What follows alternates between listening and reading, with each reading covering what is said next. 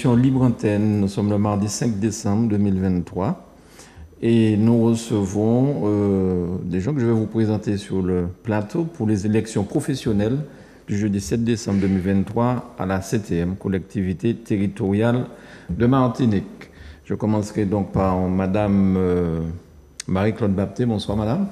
Bonsoir Emmanuel. Merci beaucoup d'avoir accepté cette invitation à Zouk Télévision. Est-ce que vous pouvez nous dire, Marie-Claude, dans quel syndicat vous faites partie? Je suis secrétaire générale adjointe de l'UNSA et je m'occupe particulièrement de la partie assistante familiale. D'accord, très bien. À côté de Marie-Claude, donc, Monsieur Hugo Mélien, qui, en dehors de faire de la musique, de temps en temps, fait du syndicalisme. Bonsoir Hugo. Bonsoir Emmanuel, effectivement. Oui. En tout cas, je suis le secrétaire général de l'UNSA Territorial en Martinique. Et pour moi, c'est un plaisir de rencontrer ma collègue Christelle, avec qui nous travaillons très souvent et avec qui nous échangeons et nous partageons les mêmes valeurs, Donc, c'est un plaisir pour moi de faire une liste commune avec elle. Très bien. Et de quel syndicat alors UNSA Territorial, le PCTM UNSA Territorial. Très bien. Bonsoir Christelle, merci une fois de plus d'être à Zouk Télévision. Bonsoir Emmanuel et bonsoir à tous et celles qui nous écoutent. Donc Christelle Etienne de la CGTM FSM CTM. Donc je fais l'US commune avec Hugo. Donc nous avons travaillé ensemble pendant l'intersyndicale et nous avons décidé de continuer cette collaboration. Seul on va vite, ensemble on va loin. Donc c'est pour nous permettre de pouvoir mener des actions communes, de mener des actions fortes pour les agents et que les agents n'ont pas ce sentiment de division, mais avoir l'unité autour d'eux et je pense qu'ils en ont fortement besoin. Merci beaucoup. Et Hugo, non pardon, oui j'ai mis ça, Hugo Mélien, merci d'être avec nous. Philibert. Voilà Mano. Philibert, bonsoir Philibert, et c'est de quel syndicat? Bonsoir Emmanuel, merci de nous recevoir à cette émission. Je dis bonjour, et bonsoir du moins à tous les téléspectateurs de Zouk TV.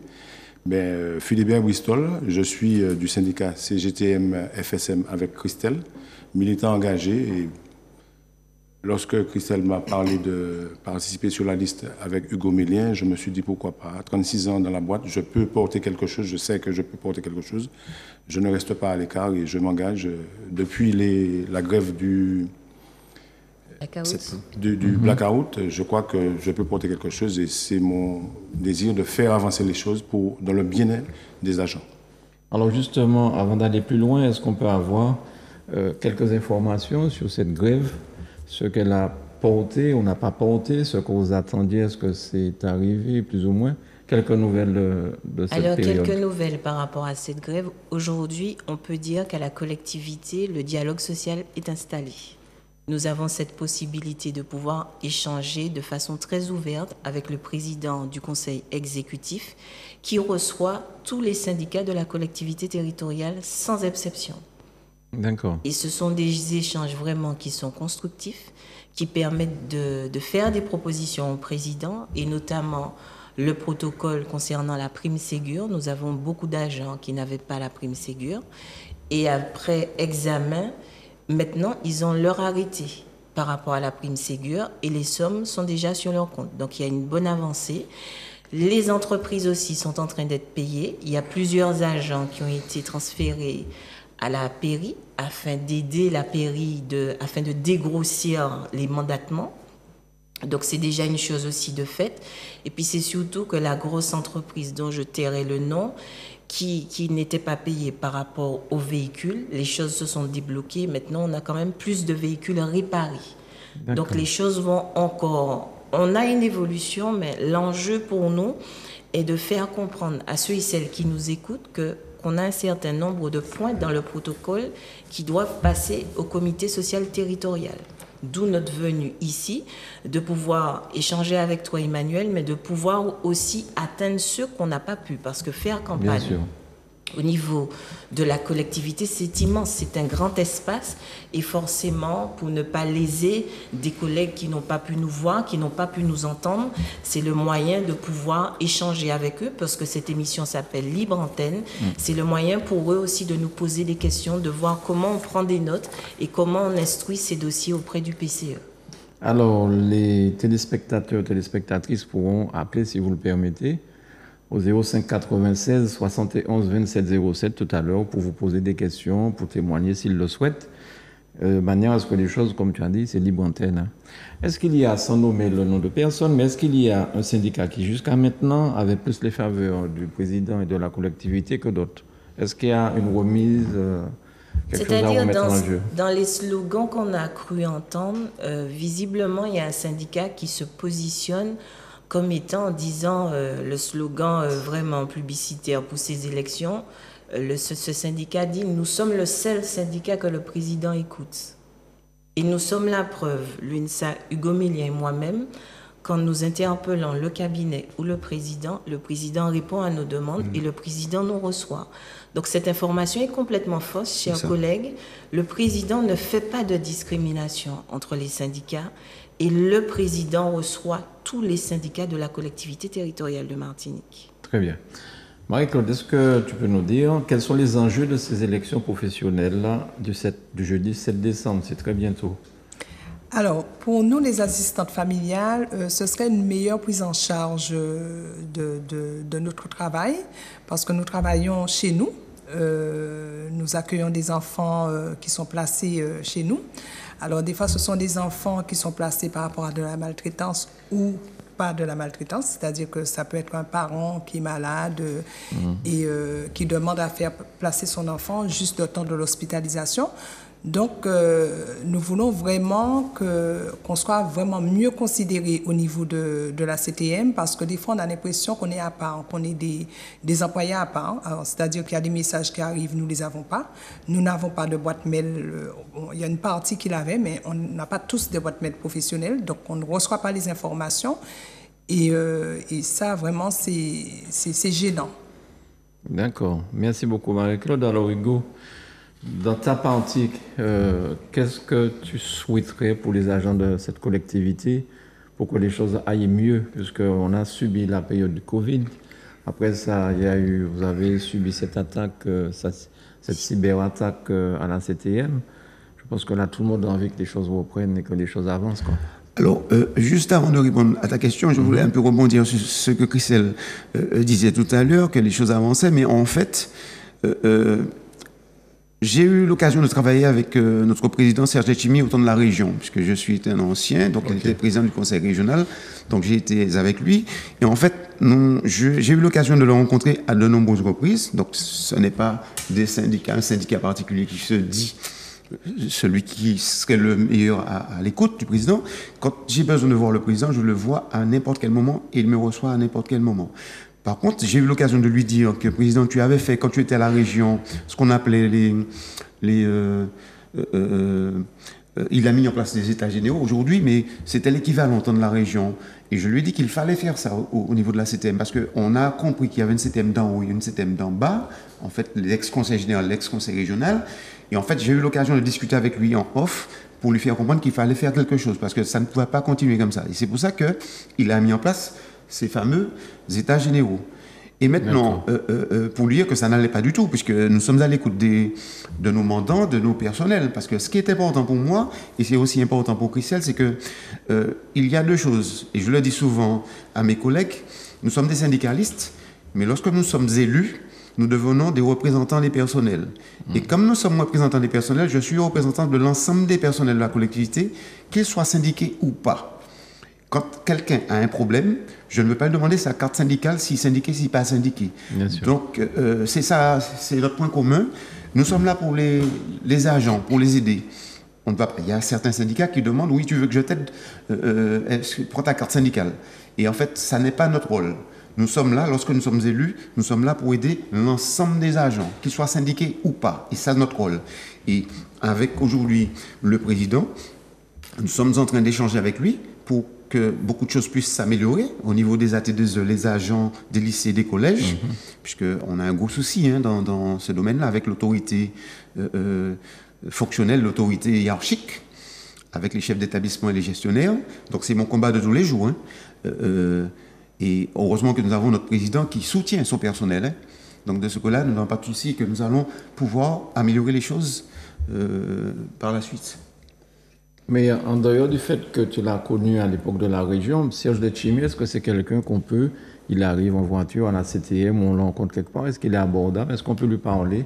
Et est-ce qu'il est à l'écoute en dehors du côté traditionnel, quoi? En tout cas, chaque fois que j'ai eu l'occasion de l'appeler, il me répond. Je ne voudrais pas faire de politique, contrairement aux autres. Je pourrais très bien dire que dans cette mandature, j'étais aussi représentant des personnels, j'ai demandé des audiences, je n'ai jamais été reçu. Or, aujourd'hui, j'ai peut-être été reçu plus de 15 fois. Là, on parle de l'ancienne CTM qui était dirigée par M. Marichal. Ouais, je ne veux pas nommer le nom, mais en tout cas, là, aujourd'hui, je peux répondre à l'attente des personnels, ce que les personnes ont besoin. Je peux aller voir le président pour lui dire, écoute, ça ne va pas dans tel service, dans tel domaine. Et il me répond, il m'appelle. Quand il ne peut pas répondre, parce qu'il se trouve en réunion, il m'appelle plus tard. Et donc, il n'y a pas d'échange. Je n'ai pas de problème avec lui. Avec Christelle, c'est un peu pareil pour toi. Hein. On n'a pas de problème avec le président. D'accord, très bien. Et le nouveau, c'est comme ça, dans cette j'ai failli dire jungle, mais c'est pas une jungle. Là, tu avais pratiqué, là, tu avais laissé, tu es revenu. En fait, ça fait 36 ans que je suis c'était l'ancien conseil général, aujourd'hui c'est la CTM. J'ai fait un peu de syndicalisme, mais bon, je ne ressentais pas la chose convenablement parce que ce qu'on disait en off pour préparer la réunion, quand on arrivait devant le président, ce n'était pas la même chose et ça me dérangeait. Aujourd'hui, j'ai trouvé en Hugo et en Christelle des personnes qui, ce qu'ils disent, c'est ce qu'ils font. Et je crois que c'est ce que les agents ont besoin, de personnes qui soient efficaces et qui soient pragmatiques. Donc je ne voudrais pas, je n'ai jamais, dans tout ce que j'ai fait, donner ma parole et ne pas tenir ma parole, quel que soit ce que ça me coûte. Donc je crois que le personnel aujourd'hui est fatigué, le personnel après le Covid, après la cyberattaque, etc. Le personnel a besoin de personnes qui s'engagent véritablement pour faire avancer les choses au sein de la collectivité. Et comme je disais tout à l'heure, nous avons l'écoute du président, c'est notre patron, c'est une très bonne chose et je crois qu'on pourra faire beaucoup de choses. Après les élections, si les électeurs, si les agents nous font confiance, nous pourrons faire beaucoup de choses ensemble pour faire avancer la collectivité. Alors, ça subsiste toujours, le personnel d'en haut, c'est-à-dire la CTM et le Conseil général, parce qu'avant c'était la région Conseil général, donc il y avait une disparité peut-être entre les deux entités. Est-ce que tout ça est mis à plat et que tout le monde maintenant fait partie d'une seule entité? Ou est-ce qu'il y a encore de la différence? Il y a encore beaucoup de travail à faire. Oui. Il en est conscient, hein, le président, il a compris. Hein. Oui. C'est-à-dire qu'il y a beaucoup de travail à faire encore, mais le personnel qu'on appelait d'en haut était en grève aussi. Donc en fait, les agents comprennent qu'il faut qu'on lutte pour une même cause. On n'est pas en train de lutter parce que en ce moment, les ascenseurs de Cluny ne fonctionnent pas et les ascenseurs du CATM ne fonctionnent pas. Donc on ne peut pas dire que c'est un traitement de faveur en haut et en bas parce qu'on a pratiquement aujourd'hui tous les mêmes problèmes. D'accord. Donc la qualité de vie au travail s'avère le point fondamental de notre mouvement de grève parce qu'aujourd'hui, vous ne pouvez pas sortir de chez vous et être mal au travail. Donc il y a une qualité de travail à avoir. C'est vrai que certains, quand on parlait de grève, ils avaient l'impression qu'on grévait essentiellement pour des feuilles et du papier. Non, il y a plus que ça, il y a le management. Le management, c'est aussi important. Quand vous avez un collaborateur, vous n'avez pas un subalterne. Ce n'est pas la même vision que d'avoir un collaborateur. Un collaborateur, vous discutez avec, un collaborateur, vous échangez avec, et un collaborateur, vous le faites monter en compétence. C'est ça qu'on appelle le management. Le management, c'est pas dire à quelqu'un, faites ça, venez à mon bureau, avoir un management directif. Donc il y a des formations qui ont été faites à la CTM, mais là encore, il faut quand même comprendre que le management est un réel problème. Parce qu'on se demande effectivement si tout le monde est à la bonne place, et aujourd'hui, plus que jamais, on n'est pas là pour jeter la pierre sur l'encadrement, parce qu'il y a des encadrants qui sont super aussi, qui sont vraiment des gens, vous vous dites, mais est-ce que vous êtes bien à la CTM? Donc moi, je dis qu'il faut de l'amélioration et il faut du dialogue partout. D'accord. Alors la question que j'ai posée tout à l'heure là, les enjeux de cette élection, quels sont-ils? Ben, les enjeux, c'est qu'on a une bonne partie de notre protocole qui doit faire l'objet de passage au comité social territorial. Donc, c'est tout l'enjeu parce qu'en fait, le comité social territorial, il donne un avis sur de nombreux sujets, notamment la réorganisation effective de la CTM, c'est-à-dire quand vous voulez déplacer des agents et les placer ailleurs, et notamment lorsqu'il s'agit d'une réorganisation des services, tout ça doit faire l'objet d'un passage en comité technique territorial. Et sans ce passage, ça fait qu'une partie du protocole est un peu bloquée, d'où l'enjeu de ces élections qui sont importants pour les syndicats. Alors, combien de personnes qui seront élues au lendemain de ce scrutin? Combien de personnes, combien de syndicats? Expliquez-nous un petit peu comment ça fonctionne chez vous, les syndicats. Alors, il s'agit d'un certain nombre de syndicats, mais il s'agit de sièges. Et pour le CST, le comité social territorial, il s'agit de 15 sièges, donc 15 titulaires et 15 suppléants. Et en fait, c'est pour cela que les collègues auront à voter, les contractuels, les titulaires auront à voter pour élire ces élus, quoi, en fait, les représentants que nous sommes et que nous serons. Et aussi, il y a la liste de la commission consultative paritaire, c'est une instance nouvelle c'est une instance qui régit les contractuels.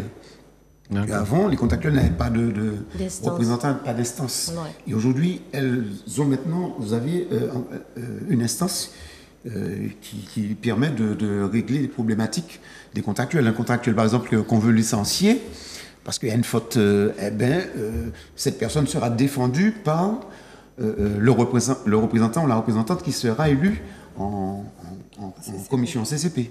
D'accord. C'est une bonne chose pour les contractuels. Parce que ce qu'on a connu auparavant, c'est que les contractuels étaient là, et puis en fait, si vous pas fait travail, ou si vous pas fait ça, nous demandons là, nous avons mis au dehors, et en fait, n'étaient pas protégés par qui que ce soit. Et en fait, aujourd'hui, la loi a permis que ces personnels soient protégés comme les titulaires. D'accord, Marie-Claude, c'est le sentiment que vous avez. Vous étiez comme ça tout le temps sur la corde raide, vous risquez d'être envoyé facilement? Oui, alors nous, en tant qu'assistante familiale, c'est vrai qu'il y a le CCP, mais nous avons aussi notre commission qui s'appelle le CCPT, Commission consultative paritaire territoriaux. Donc c'est une instance où on régit aussi les agréments, parce que pour travailler, il faut qu'on ait un agrément. Donc effectivement, nous, on avait vraiment l'impression qu'on était des laissés pour compte. Vraiment. Et je me rappelle au départ, quand on a commencé le mouvement, ça a été très compliqué de se faire entendre, de se faire comprendre. Et à l'époque, on pensait même qu'on était des agents, même pas des agents de la CTM, mais qu'on nous donnait une subvention à la CTM. On ne pensait même pas qu'on était des employés, les gens ne nous connaissaient pas. Et donc, on a vraiment milité pour ça. Et c'est vrai que quand j'ai rencontré Hugo, au départ, je ne voulais pas trop m'engager dans le syndicalisme parce que ce n'est pas mon truc. Mais j'aime beaucoup mon métier et j'aime beaucoup aider les collègues dans les difficultés. Donc, on a fait campagne ensemble et puis voilà, ça se passe bien. Mais c'est vrai qu'on est vraiment... c'est extrêmement compliqué pour nous à la CTM, que ce soit au niveau des salaires, parce qu'on a des enfants qui rentrent, des enfants qui sortent, des paiements qui ne se font pas. Et il faut vraiment travailler pour qu'on puisse nous entendre et qu'on ait vraiment une meilleure qualité de vie. Alors pourquoi je dis ça, une meilleure qualité de vie? Parce que quand nous travaillons à la maison, les enfants, ils ont leurs problématiques. Donc, quand on a après à gérer tout ce qui est administratif, c'est pas évident pour nous. Donc, il faut vraiment que les choses se règlent pour que nous, derrière, qu'on n'ait pas à gérer toute cette partie de l'administration. D'accord. Oui, je t'en prie. Ce qui vraiment, quand j'ai connu Marie-Claude, parce que j'ai eu à jouer à l'avocat, parce qu'en fait, ce sont des personnels qui, pour la moindre chose, étaient convoqués dans une petite instance, comme un tribunal, et un CCPT, et c'est là où on décidait de leur enlever des enfants ou pas d'enfants. Et le fait d'enlever des enfants faisait que le salaire diminuait. Hein. Bien sûr. Et en fait, j'ai eu à défendre ces personnels-là, des collègues. J'ai même eu à défendre des gens, des assistantes maternelles qui travaillaient même par la CTM, puisque elles étaient aussi dans la même instance. Donc je me demandais, mais qu'est-ce que je fais dans ça? Des gens qui travaillaient même par la CTM, et il fallait que je sois dedans pour les défendre. J'ai dû défendre des gens qui travaillaient même par la CTM, des assistantes maternelles. Et en fait, ces personnels étaient là, et puis il fallait plutôt avoir un bon avocat, hein, parce que la décision était rapidement prise. Hein. Si on ne voulait pas de vous, on vous lève des enfants, et puis ça y est, vous étiez payé au SMIC, ou même pas, je ne sais pas. Alors, on est payé, si vous voulez, au nombre d'enfants qu'on accueille, et le problème, c'est que quand on n'avait pas d'enfants, on n'a pas d'argent. Et il fallait continuer, et entre-temps, on nous appelle pour nous donner d'autres enfants à un moment T, et il faut assumer. Parce que l'enfant arrive, l'enfant très souvent n'a pas de vêtements. Bon, il faut assumer tout ça, il faut leur donner à boire et à manger. Et c'est extrêmement difficile. Et vous pouvez accueillir combien d'enfants Alors, l'agrément, c'est 3. Et si on veut avoir un 4e, ils vont jusqu'à 5, il faut avoir une dérogation. Mais ils peuvent aller à 5 par rapport à une fratrie. C'est-à-dire qu'on essaie, alors il y a la loi Taquet qui est passée dernièrement, nous on a été vraiment, on s'est battu au niveau national parce qu'on fait partie aussi d'une association ici et on fait partie de la Fédération des assistants familiaux qui se bat sur la métropole avec le ministère. Donc la loi Taquet est arrivée justement pour sécuriser notre salaire quand on n'a pas d'enfants. Et aussi sécuriser le placement de l'enfant et puis les fratries. Parce que des fois, les fratries étaient placées, il y avait un enfant qui était séparé. Et donc, la loi Taquet maintenant dit qu'il vaut mieux privilégier le placement d'un enfant dans la même famille d'accueil. Alors, des fois, il peut y avoir une collègue qui a 5 enfants parce qu'il y a eu 5 enfants à placer. C'est ça. Voilà. C'est ça. Et voilà. Mais ils essaient de faire ça maintenant et voilà. C'est un travail difficile, je pense. Alors, c'est un travail difficile. J'ai l'impression que Marie-Claude aime ça. J'aime beaucoup mon travail parce que quand je reviens en arrière avec mes jeunes ou mes placements, des fois on en discute, on rigole de ce qui s'est passé à la maison, quoi. Mais c'est un travail qui est très gratifiant et c'est un travail qui permet de voir aussi le monde autrement. Par exemple, maintenant, quand je vais voir un clochard dans la rue, j'ai un autre regard. Bon, c'est vrai que ça fait 20 ans que je travaille en tant qu'assistante familiale. J'ai un autre regard sur mon prochain. Alors, c'est un travail quand même humainement qui m'a apporté et qui m'apportera encore. Et puis, ce sont des enfants qui arrivent avec beaucoup de blessures parce que le placement en lui-même, c'est un déchirement, je pense. Oui, voilà, c'est très dur pour les enfants. On n'a pas l'impression, mais c'est très dur pour les enfants. Et comme je me rappelle une psychologue qui disait, quand ces enfants-là rigolent, je me demande comment ils font pour rigoler parce qu'ils vivent quand même des choses assez dures. Et quand on voit ce qu'ils deviennent après, on ne va pas tous les sauver, hein, bien sûr, parce qu'il y a des choses des fois qui sont compliquées dans leur vie. Et que le monde ne comprend pas, le monde extérieur ne comprend pas quand il nous voit. Moi, j'ai eu un jeune qui m'a dit dernièrement, mais comment tu fais avec ce jeune-là que tu as eu depuis petit, alors qu'il te malmène, quoi. Mais comme je connais son histoire, donc des fois je faiblis, mais j'ai quand même l'équipe à côté qui nous aide aussi, donc les éducateurs spécialisés, les assistants sociaux, et ce qui fait, ça me permet de rebondir et puis de repartir de plus belle avec ces enfants-là. Alors, ce sont des enfants jusqu'à quel âge? Alors, le placement, c'est de 0 à 18 ans, de 0 à 21 ans. Alors, à partir de 18 ans, il faut un contrat jeune majeur. Et le contrat jeune majeur, on le fait en fonction... Alors, il faut que moi, en tant qu'assistante familiale, je sois d'accord, que la CTM soit d'accord et que le jeune aussi soit d'accord à faire ce contrat jeune majeur et respecte un cadre. Bien. Vous avez entendu comment elle parle de tout ça, c'est poignant d'entendre ça. La misère des autres, ce n'est qu'un songe pour certains, en fait. Ce sont des enfants merveilleux. Ils sont, même dans leur comportement extrême, ils ont beaucoup de potentiel. Bien. Très bien, Marie-Claude. Alors, le nouveau, qui est-ce que tu as sauvé déjà? Je plaisante en disant ça comme ça, bien sûr. Je débute, mais au niveau de de la CTM, l'ex-conseiller général aussi. Bon, j'ai toujours été à l'écoute des collègues, des agents. J'ai toujours, même dans ce que je fais comme travail, si un collègue qui a un souci, par exemple, on utilise une application qui s'appelle Gantangle, donc même s'il n'est pas du service, ce n'est pas un souci pour moi, puisque c'est ma nature d'aider les gens, c'est ma nature d'être à l'écoute des gens. Donc je me plais dans le syndicalisme aujourd'hui, puisque je suis comme un poisson dans l'eau. Ouais. Donc c'est pas une difficulté pour moi. J'étais sur le terrain, où je suis toujours sur le terrain, puisque demain encore je serai sur le terrain. Et bon, j'écoute la souffrance des gens et ça me permet de voir aussi qu'au sein de la CTM, il y a des gens qui souffrent et qui ont besoin d'être aidés. C'est pour ça que je me suis engagé aux côtés de Christelle Etienne et du Gomélien. Et on continuera à faire en sorte que les gens se sentent bien, quoi. Aller au travail avec envie d'aller au travail. Parce qu'aujourd'hui, ce n'est pas le cas. Ok, c'est des gens justement comme ça qui ont des problèmes, comme dit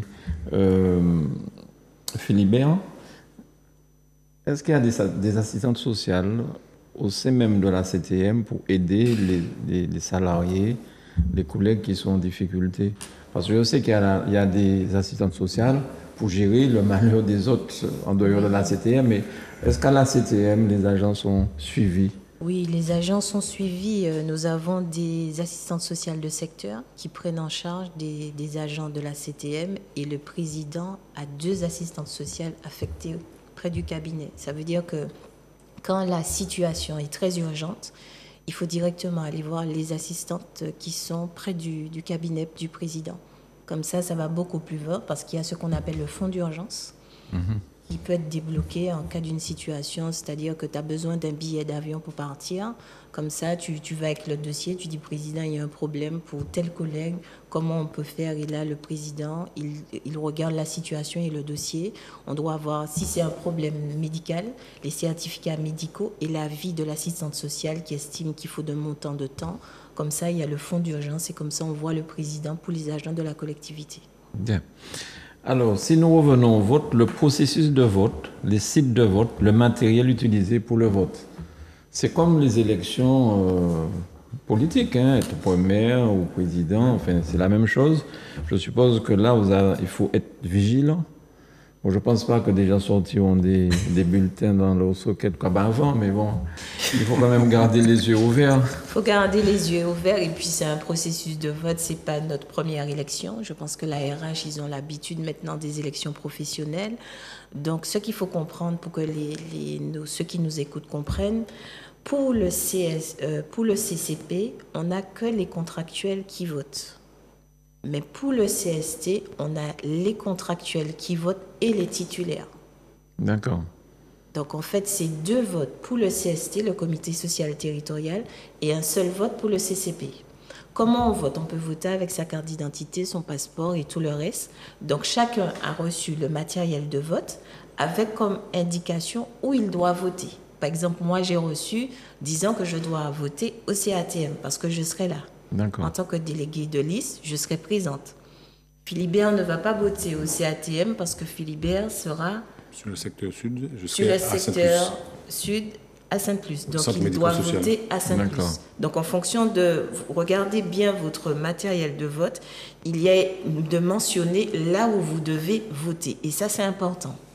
D'accord. Alors je veux juste dire la même chose qu'a dit Christelle, mais autrement, parce que j'ai rencontré ce problème aujourd'hui encore. En fait, pour moi, la chose simple, c'est de dire que les contractuels devront voter 2 fois et les titulaires 1 fois. Parce que les contractuels devront voter pour la CCP et le CST. Or, les titulaires, comme ils ne sont pas contractuels, ils ne vont voter que pour le CST. Donc c'est important parce que j'ai compris que ce qui m'est revenu, c'est que les contractuels devaient voter uniquement que pour la CCP. C'est pas le cas. Et c'est pas le cas. Les contractuels doivent voter 2 fois. D'accord. Uniquement les titulaires qui ne devront voter qu'1 fois parce qu'ils ne sont pas contractuels. Est-ce qu'il y a des risques d'abstention comme dans des élections normales politiques? Ou alors est-ce que dans des élections comme ça, vous faites au moins 50 à 60% de votants? C'est-à-dire, on va laisser vraiment l'appréciation aux agents parce que c'est vraiment très aléatoire parce qu'en fait, le collègue peut s'intéresser à la chose syndicale, mais il y a beaucoup de collègues qui sont restés comme Philibert. Parce que pourquoi il y a beaucoup d'agents qui vous disent que la chose syndicale, c'est du copinage. Beaucoup de gens ont payé des cartes syndicales et n'ont jamais évolué dans leur carrière. Et aujourd'hui, on entend aussi le slogan un peu dans la campagne électorale, surtout pour les AT2E, puisque comme ils sont un peu éloignés de nous, ils n'ont pas de messagerie. Ah, pas au chipéo, dépôt payer 4 cotisations, contrat qui est rangé. Mais qu'il fait pour prolonger contrat à Baron. C'est faux ça. La seule personne qui a le pouvoir de recruter et de prolonger les contrats, c'est le président. D'accord. Donc moi-même, je ne peux pas m'engager en tant que représentante du personnel, aller dire à un agent, je vais faire en sorte qu'on allonge ton contrat pour toi. Non, c'est pas possible. C'est pas possible ça. Ça, c'est un slogan que beaucoup d'agents entendent et croient que c'est vrai. Par exemple, même sur le plan de titularisation, certains se sont vus recevoir personnellement un tract disant que nous allons nous charger de votre titularisation. Pour moi, j'ai beaucoup de recul sur ça parce que même si nous avons un protocole avec un plan de titularisation, je ne peux pas enlever au président ce qui lui appartient. C'est son pouvoir discrétionnaire. Je ne suis pas présidente de la CTM. Je ne suis qu'une représentante du personnel qui me bat pour mes collègues. Donc, en conséquent, quand le plan de titularisation va arriver, je vais regarder les conditions qu'aura choisi le président et c'est là que je pourrai dire aux collègues, voilà, on a eu un protocole signé avec le plan de titularisation et voici les critères. Et maintenant, je dois interroger la RH pour savoir si vraiment le collègue rentre dans les critères. Parce que entre son appréciation qu'il est là depuis 10 ans et la RH qui te dit que c'est pas ça, il faut bien tout décortiquer. Donc, on n'est pas là parce qu'on est dans une élection pour donner du rêve aux agents. C'est pas ça. On est là pour la vérité et puis une campagne propre. On va pas faire croire à des agents qu'on est là pour modifier. Comme vous-même, on a une famille, mais aussi la différence entre vous et nous, c'est qu'on lutte pour vous. Parce que même si on parle de plan de titularisation, nous, tous les trois là, on n'est pas concernés par le plan de titularisation. Philibert, ça fait 36 ans qu'il est là. Hugo, ça fait combien de temps que tu es là? Ça fait 40 ans.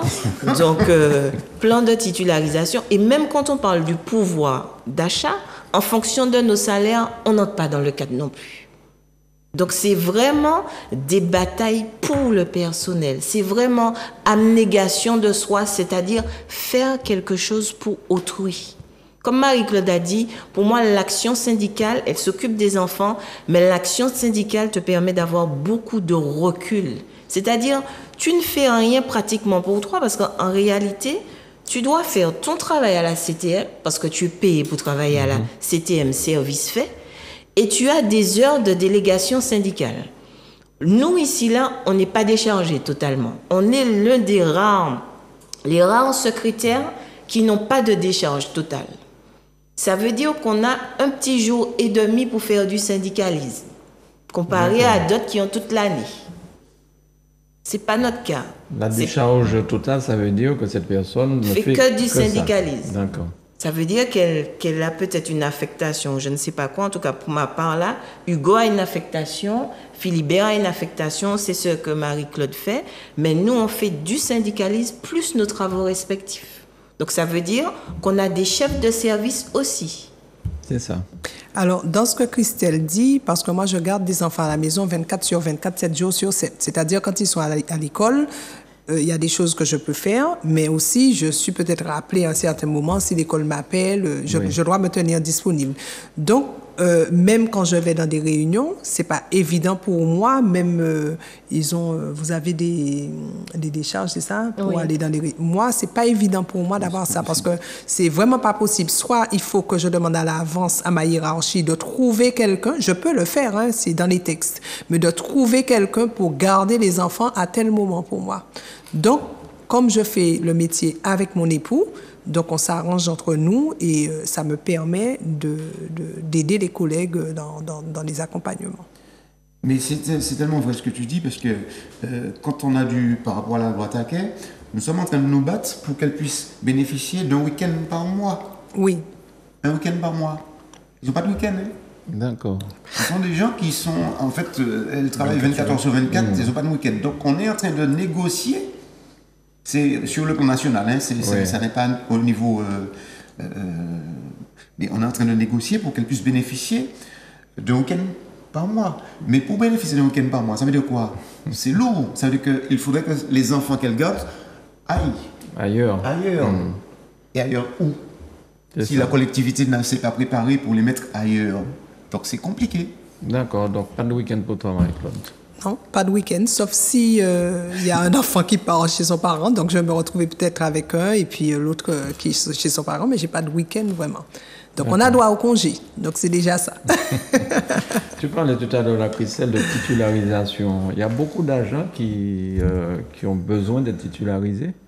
Oui, il y a quand même beaucoup d'agents parce que tu as des collègues qui ne peuvent pas, des personnes parfois qui sont 20 ans, mais ils ne sont pas 20 ans de la collectivité. C'est-à-dire ils ont eu des petits contrats PEC, des petits contrats de l'éducation nationale. Après, ils sont passés au niveau de la CTM. Donc, ça fait effectivement que penser à ces agents. Et je me rappelle qu'Hugo, tu avais mené une action où les agents, parce qu'en fait, c'est très particulier au niveau des agents techniques des collèges, ils ne bénéficiaient pas à une époque de salaire pendant juillet et août. Et là, c'est une lutte qu'il y a eu. Maintenant, ils peuvent bénéficier des salaires en juillet et en août. Donc on s'est dit, mais oui, et on s'est dit, pourquoi pas un plan de titularisation? Parce que moi-même qui suis là, j'ai fait l'objet aussi d'un plan de titularisation. Et j'étais toute contente de pouvoir avoir ma titularisation. Donc aujourd'hui, je me dis, mais pourquoi pas pour eux?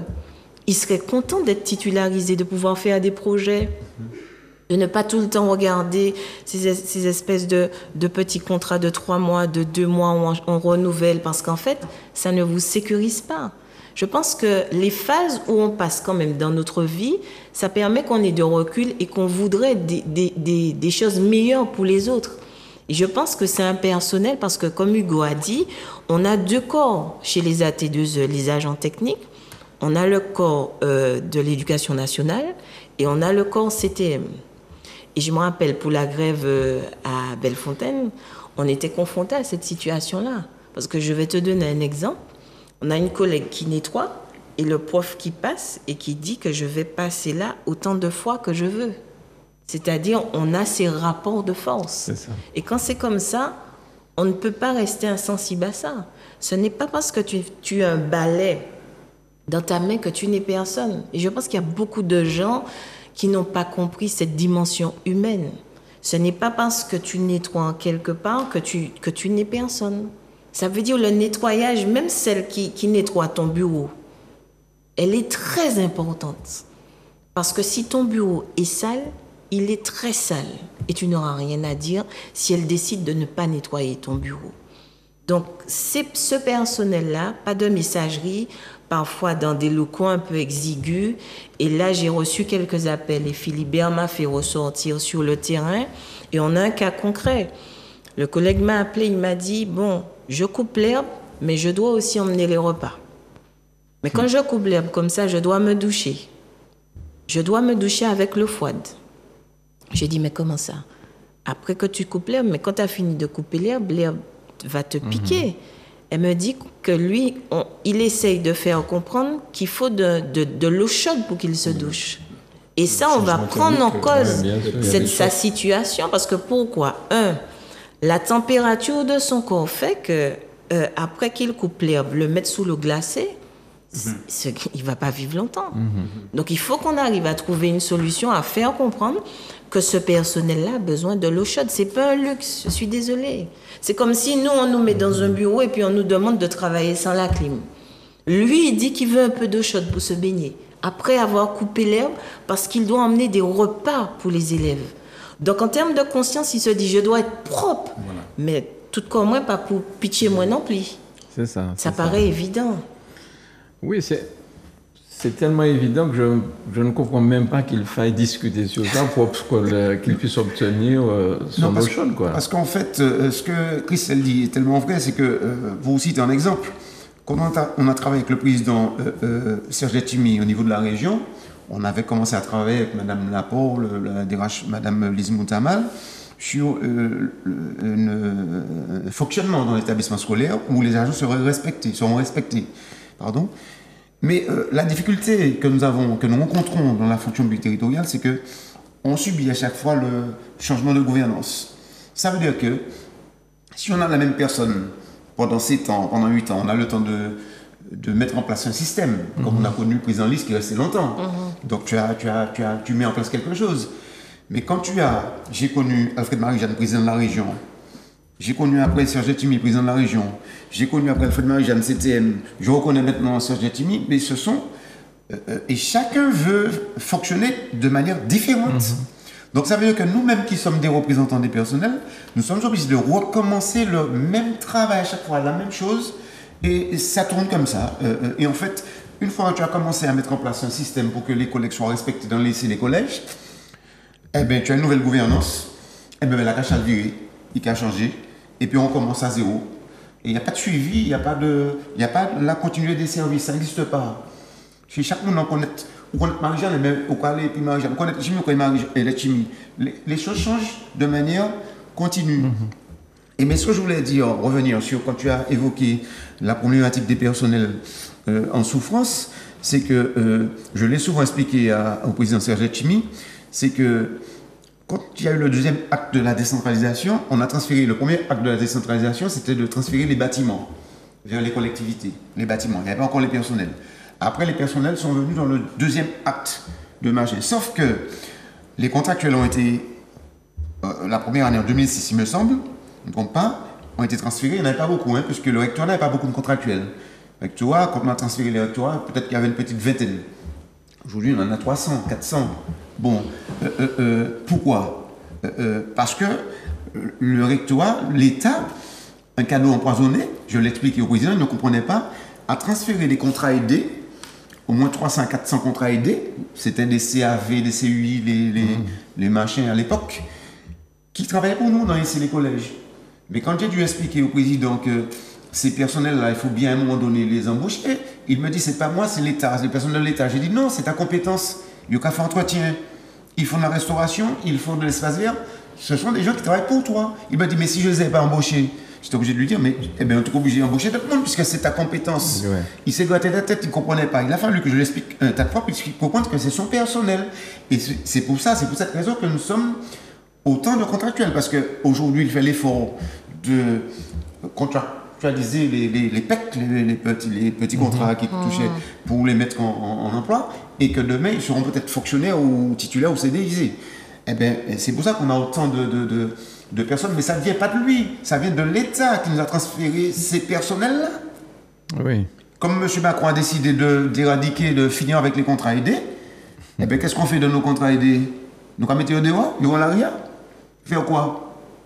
Ouais. Eh bien, il faut les embaucher. Ouais, c'est ça, parce que sinon on accentue la pauvreté. Eh oui. Je ne sais pas si les gens se rendent compte effectivement de toute la portée de tout ça. Et je sais que le président est sensible à tout ça. Il veut éradiquer cette précarité, mais en même temps, il fait attention à la masse salariale pour ne pas l'exploser. Mais c'est pas facile. En Martinique, on sait très bien qu'il y a beaucoup d'emplois précaires. Il faut un moment de stabiliser. J'ai des collègues qui me disent, je ne peux même pas acheter, on a parlé du plan de relance. Je ne peux même pas. J'avais discuté de ça avec mon président. Le président, c'est de là où est venu les 12 mois sur 12 pour les contractuels. Quand j'ai dit au président que il faut que tu me parles de plan de relance. Tu donnes des aides au bâtiment, les gens du bâtiment qui avaient besoin d'un peu d'aide parce que, bon, le BTP. J'ai dit, mais oui, mais si tu n'as pas de commande, si tu n'as pas de personnel qui achète, qui a construit, même si vous avez aide, personne ne va acheter. J'ai dit au président, eh bien, il faut faire un plan de titularisation parce que j'ai des collègues qui me disent, je suis contractuel, j'ai besoin qu'on me titularise parce que j'ai besoin d'acheter une maison, j'ai besoin de construire, j'ai besoin d'acheter ma voiture. Yo pris, yo mêlé. Donc j'avais discuté de ça avec le président. Et j'ai dit au président, fais un plan de titularisation. À l'époque, il m'a dit, il y a peut-être un an de ça, il m'a dit, oui, mais Hugo, il faut que je réfléchisse au plan de titularisation. Alors on m'a dit, à un moment là, eh bien, donne-leur un contrat de 12 mois sur 12. Comme ça, au moins, Parce que quand tu as un contrat de 10 mois sur 12, quand tu vas faire un prêt à la banque, même si c'est un prêt de 3 000 euros, banquier à dos, je ne sais pas si ton contrat sera renouvelé après. C'est ça. Bon, mais c'est ce qui a été réglé. Ça, c'est une petite victoire aussi que nous avons obtenue. Eh oui. C'est vrai que l'État donne beaucoup de choses à la collectivité, mais très souvent sans les fonds qui vont avec. Hein. Exactement. C'est des cadeaux empoisonnés, mais souvent. Ah là là. Alors, le protocole de grève, titularisation, pouvoir d'achat, régime... indemnitaire. Voilà. Depuis la grève, peut-on parler de dialogue social apaisé? Oui, un dialogue social apaisé, puis c'est surtout un circuit au niveau des courriers qui est beaucoup plus rapide. Ça veut dire quand vous faites un courrier, vous écrivez à la conseillère exécutive et qui répond et qui doit vous donner, motiver son refus ou bien expliquer pourquoi. Donc je trouve que c'est beaucoup plus rapide, c'est beaucoup plus fluide et franchement, je dirais que le dialogue social existe. Après, on n'a pas des réponses sur tout, on ne va pas nous dire oui sur tout, mais on a des réponses. Et ça, c'est sur la base des décrets, c'est sur la base des textes. La RH a sorti son annuaire, ce qui permet d'identifier les personnes à appeler au niveau RH. Et je pense que vraiment, on peut féliciter le travail qu'ils ont fait avec cet annuaire, parce que la CTM est tellement vaste aujourd'hui, on se demande comment on fait pour appeler qui fait quoi. C'est un peu ça. C'est compliqué. Oui, c'est compliqué. Parce qu'on est 4600 agents de la CTM, plus les satellites, on est à 6000. Fait 6000. 6 000 personnes en C'est une grosse boîte. Hein. Ben oui. Et le président rajoutait qu'il avait 1200 enfants. Il ne savait pas qu'il avait 1200 enfants. Les enfants des... Les enfants qui c'est ça. Place, Ah ben dis donc. Ils sont sous la responsabilité du président. Oui, Ce sont des enfants qui sont sous sa responsabilité. Ouais.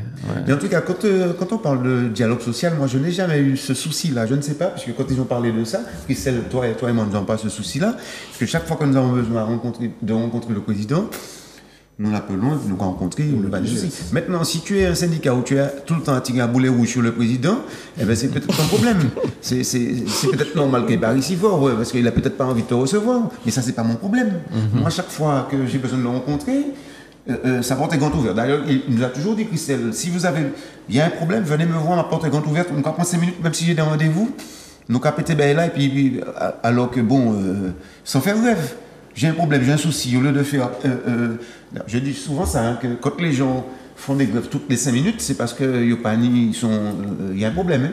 Parce que moi, quand j'ai un souci, je vais voir mon président, et bien, elle a réglé.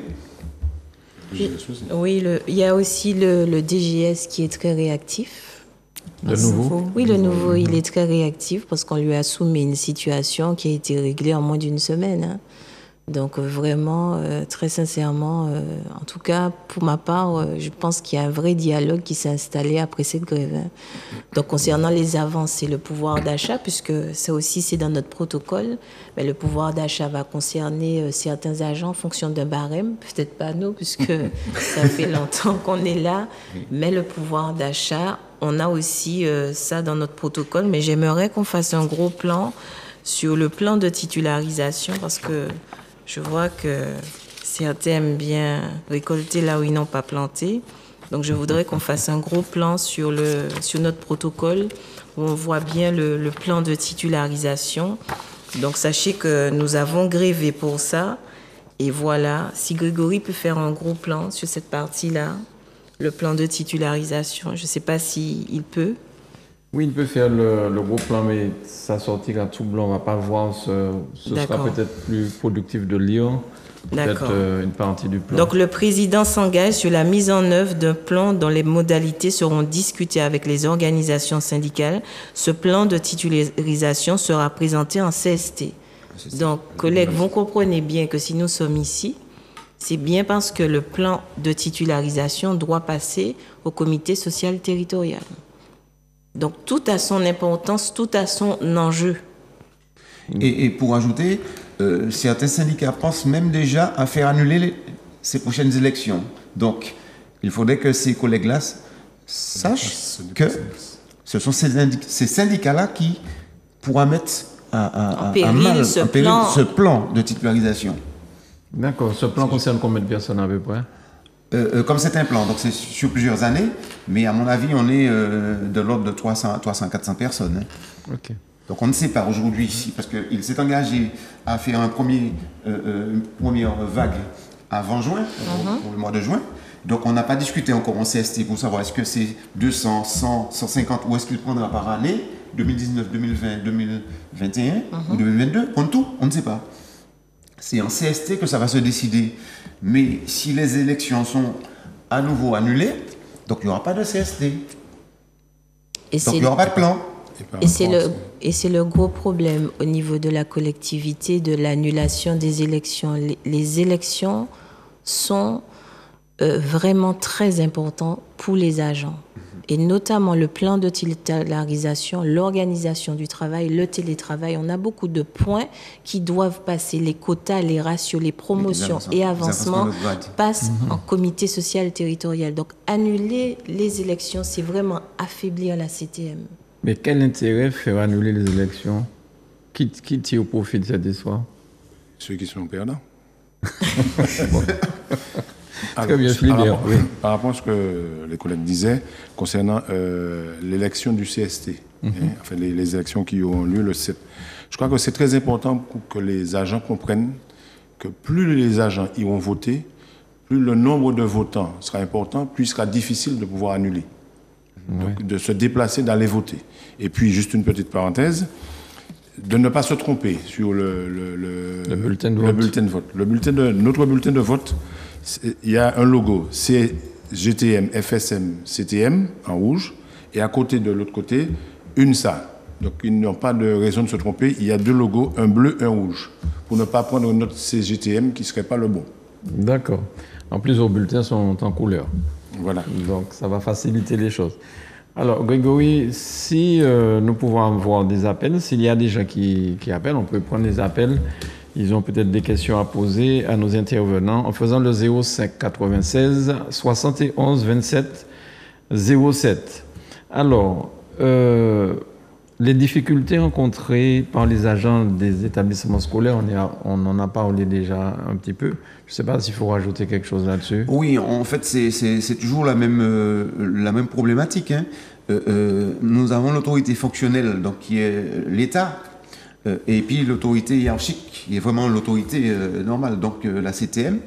Et on a un grand combat parce que certains chefs d'établissement, je dis certains, parce qu'il y en a qui ont déjà compris, qui respectent la règle, mais certains chefs d'établissement qui continuent à faire de la réticence et prennent nos agents pour des serpillères, en fait, des moins que rien.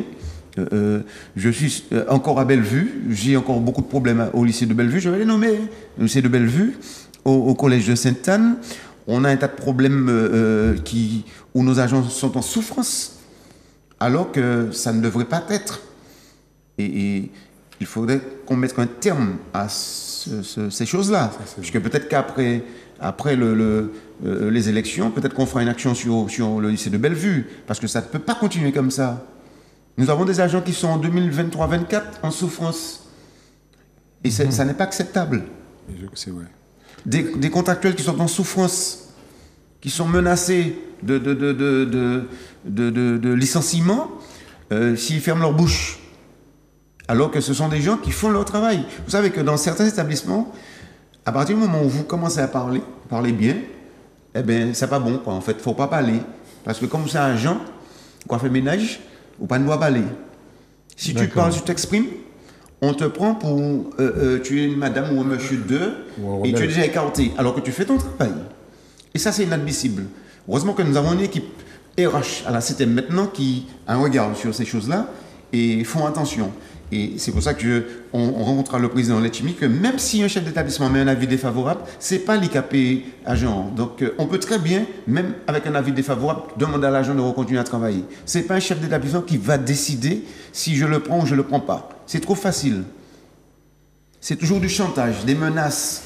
D'accord. Et c'est ma vie quotidienne, c'est ce que je vis tous les jours à défendre des cas comme ça, des gens qui sont en souffrance. Ça n'est pas normal. Oui, alors je rebondis par rapport à ce que disait Hugo. Effectivement, pour avoir visité les établissements aussi dans le sud, les CMS, les lycées, les collèges, effectivement, il y a ce ressenti des agents qui ont l'impression qu'ils sont des laissés pour compte, ils sont à part. Ils font partie de la CTM dans le nom, mais dans la réalité, ils ne se sentent pas agents de la CTM. Et je crois que c'est un gros chantier, comme disait Hugo, que nous devons nous lancer après les élections pour que ces gens-là puissent trouver, et je crois qu'on va pouvoir réussir, puisque le président est à l'écoute des agents, pour permettre aux agents, quel que soit là où on se situe au sein de la CTM, qu'on se sente vraiment agents de la CTM et non entièrement à part. Alors les gens de l'éducation nationale se sentent quelque part supérieurs à vos collègues de... Mais c'est exactement ça, puisque en fait, les gens de l'État ont un système de management directif. Tu l'as dit tout à l'heure, ils sont sur manière directe, comme l'armée. Alors que nous, à la CTM, on nous demande plutôt d'être sur un management participatif. Collègue, comment tu vois qu'on pourrait faire ça, alors que l'État, il y a l'armée. Faites ceci, faites cela, puis Paris, Paris. Et ça ne fonctionne pas. Ouais. Et ces gens-là vous disent, comme ils sont à l'État, je suis un chef d'établissement, j'ai le droit, je suis machin, l'autorité, je suis responsable d'un établissement. Eh bien, ferme ta bouche, quoi, en fait. Et parle pas trop, rose pas trop le ton. Sinon, tu deviens à ce point. Mais c'est exactement ça. J'étais encore à Sainte-Anne. Sainte-Anne, j'ai des collègues qui sont en souffrance. Et la collègue fait son travail, mais même bagaille là, parce qu'elle parle, elle dit, mais monsieur, je ne comprends pas. Tu n'as pas le droit de dire, monsieur, je ne comprends pas. Bon, il faut pas dire ça, ou je ne vais pas aller trop. Alors, si vous permettez, on va aller au téléphone. Il y a un appel. Zouk Télévision, bonsoir. Allô? Oui, allô, bonsoir. Oui, bonsoir. Merci pour votre appel. Vous nous appelez d'où, monsieur ou madame? J'appelle du Lamentin. Du Lamentin.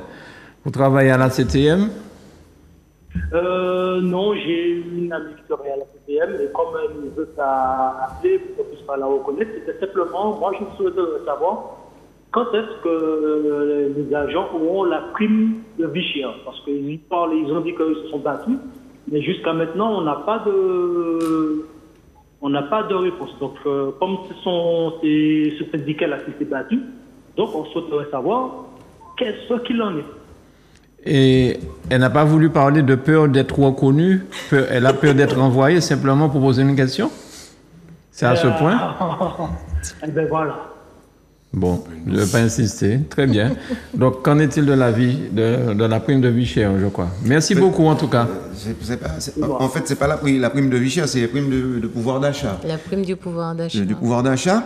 Et en fait, c'est un décret qui vient juste d'arriver, hein, qui date du 31 octobre, hein, donc qui est récent. Et en fait, qui sort du ministère. Hein, c'est pas le président qui a décidé de donner ou de ne pas donner, puisque ça avait déjà été accordé aux agents de l'État, donc ils sont montés au créneau pour que ça soit attribué aux territoriaux, hein, pas uniquement à la CTM. Donc même l'État, à la tête de l'État, ils font cette différence entre les employés de l'État et les territoriaux. Oui, très souvent, quand ils mettent une loi ou un décret, c'est toujours appliqué pour l'État et la fonction publique hospitalière, et c'est un autre décret qui vient après l'appliquer à la territoriale, parce qu'ils considèrent que les territoriaux, donc les présidents, les maires, ils ont la libre administration de leur budget. Donc c'est fait un peu pour ça. Parce que pour ne pas imposer à une mairie de donner cette prime. D'accord. Donc en fait, ce décret-là est sorti. Mais maintenant, il s'agit aussi qu'il y ait une délibération. Voilà. Parce qu'il y a une délibération qui doit passer en plénière avant d'avoir cette prime du pouvoir d'achat. Mais monsieur, pour répondre à votre question, il faut par étape une délibération et que ça soit voté en plénière et que le président puisse enfin faire suivre cette délibération et faire les arrêtés et tout ça. Mais en tout cas, le président a déjà donné son accord pour cela.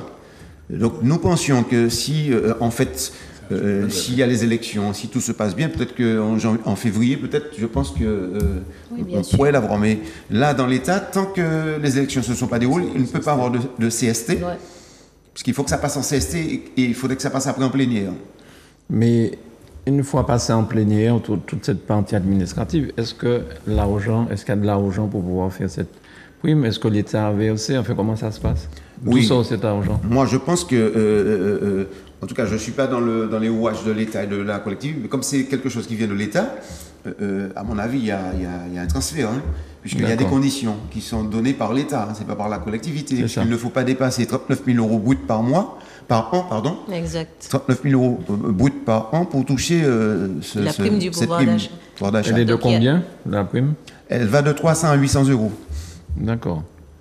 En fonction du salaire. En fonction du salaire. Oui. Alors, oui. Par contre, j'aimerais revenir par rapport au fait que Hugo parlait de la souffrance au travail. Nous, chez les assistants familiaux, on souffre énormément parce qu'on se sent souvent seul. Mais pourquoi? Parce qu'on a des référents qui s'occupent des enfants, mais ces référents-là ont tellement de cas d'enfants à s'occuper, une cinquantaine à peu près par référent. Ils doivent passer chez le juge, ils doivent avoir les parents, et c'est extrêmement compliqué. Et nous, ce qu'on souhaiterait au niveau de l'UNSA, c'est qu'on puisse mettre un vrai dispositif d'accompagnement pour les assistants familiaux, un dispositif d'accompagnement professionnel, et où il y a des éducateurs, où il y aura des éducateurs, des psychologues, où on pourra parler, ils pourront venir chez nous voir parce que ils viennent, mais c'est pas régulier. C'est vraiment pas régulier parce qu'ils n'ont pas le temps de venir, parce qu'ils ont trop de travail. Ils coulent sur le travail. Donc, c'est extrêmement difficile aussi pour ce personnel éducateur spécialisé ou assistant socio-éducatif. Et donc, nous, on se sent souvent livrés à nous-mêmes dans la prise en charge des enfants. Même si quand on les appelle, ils nous reçoivent, ils prennent un temps pour nous, mais on aurait aimé vraiment avoir un vrai dispositif dans le placement familial. D'accord. Quelque chose à rajouter sur cette... Oui. Oui. Christelle a parlé de ce qu'on a obtenu dans notre mouvement de grève. Il y a quelque chose d'important par rapport à la cyberattaque. La collectivité a décidé de mettre 2 ordinateurs par établissement, parce qu'en fait, les ordinateurs communs ne peuvent pas entrer sur le domaine, le réseau CTM. C'est-à-dire que les agents qui sont en lycée et en collège ne peuvent pas entrer sur la messagerie CTM s'ils ne sont pas connectés s'ils n'ont pas un ordinateur qui se trouve sur le domaine même de la CTM pour entrer sur l'intranet. Et pour cela, pour éviter une espèce de virus, là, tout ça, la CTM s'est engagée à mettre 2 ordinateurs par établissement scolaire. Il y en a pas mal, je crois qu'il y en a au moins 78, et même pour vous, les assistantes familiales, il y en a 300. Je crois qu'il y a 300, parce qu'on ne peut pas, même avec ton ordinateur normal, tu ne peux pas aller parce que, pour pas qu'il y ait de problème. Donc en tout cas, c'est un engagement qui a été pris encore par le président pour donner des ordinateurs aux agents, l'ensemble des agents de la CTM, en fait, 2 ordinateurs par établissement, pour que les agents puissent accéder à la messagerie et puis à l'intranet, en fait. Tout à fait. C'est important, ça.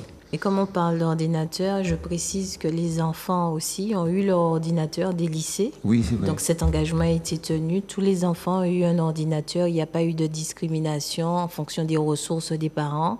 Tous les enfants ont eu un ordinateur. Alors la CTM a aussi remis des livres, je crois. Oui, des livres aussi. Comme lorsqu'on était enfant, j'ai connu ça lorsque j'étais enfant. Et c'est vrai que dans un budget familial, lorsqu'il faut aller dans les librairies, si on a 2 enfants, même 1, c'est déjà énorme. Donc je pense que là aussi c'était une très bonne action. C'était une bonne action aussi pour ses parents. Alors, tu voulais rajouter quelque chose, Marie-Claude? Oui, nous aussi, on a demandé, on aura des tablettes bientôt aussi, les assistants familiaux. Justement, commande a été faite, donc on attend. Bon. Alors, pour les assistants familiaux, c'est vrai que on a beaucoup bataillé, puisque, en fait, elles ont vu leur prime drôlement augmenter. En fait, elles vont être augmentées, puisque, en fait, ce qui a énervé un peu le président, c'est que pour un enfant, par exemple, de 18 ans, chez les assistants familiales, ils avaient 40 € d'argent de poche tous les 3 mois. 31 euros. 31 €. Un enfant de 18 ans a 31 € d'argent de poche tous les 3 mois. Donc, quand on a dit ça au président, il est tombé des nues. Il a dit, mais attends, mais je rêve. Donc là aussi, il a été décidé d'y remédier. Parce que toutes les allocations qu'on nous donne. Allocations d'entretien. Parce qu'en fait, comme elles travaillent, leur paye, dans leur salaire, il y a des allocations d'entretien. Qu'est-ce qu'il y a comme allocation d'entretien, de rentrée scolaire? Alors, ça, c'est donné par période. La rentrée scolaire, c'est au mois de juillet. Donc, on a demandé justement qu'on nous augmente cette allocation parce qu'on a eu une augmentation depuis 2014.